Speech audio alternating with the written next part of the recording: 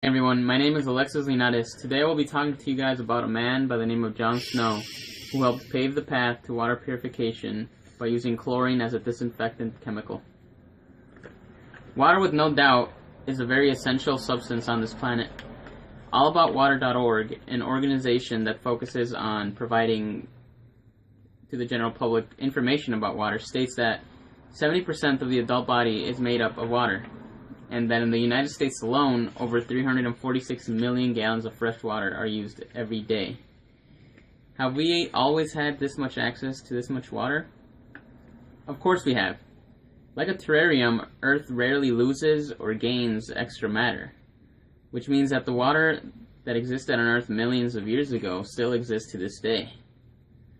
The question we should be asking is, how did we come to have this much access to this much clean water? That is, water that isn't contaminated, water that won't get us sick. John Snow lived during a time period known as the 1854 cholera outbreak, or better known as the Broad Street outbreak, which was very prevalent in his city of London, England, in a district called Soho. The outbreak was devastating. Part of it was due to a large influx of people and poor sanitary services. The sewage system of London at that time had not yet reached Soho, so people couldn't properly get rid of their waste. Research done by UCLA's Department of Epidemiology states that people's basements and cellars were filled with feces and urine, and what they had the feces and urine in pots, and once these pots were overflown, people had no clue what to do with them. So the government thought it'd be a good idea to throw away this waste into a nearby river. And as you can imagine, this is what eventually contaminated the water.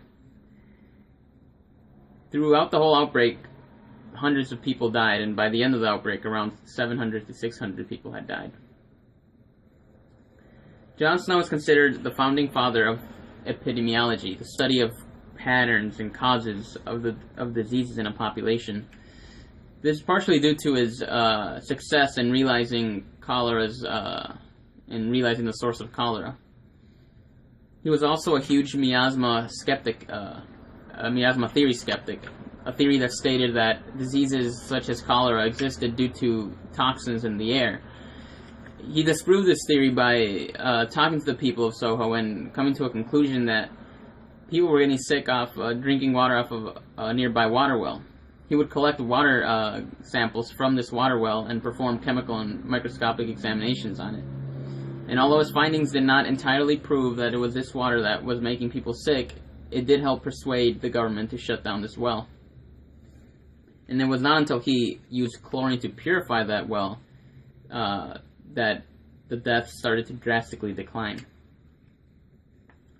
Once the well had been chlorinated, government officials started to take notice and began to chlorinate the entire water system of England. And with this tremendous success of chlorination, countries like the United States shortly started to follow.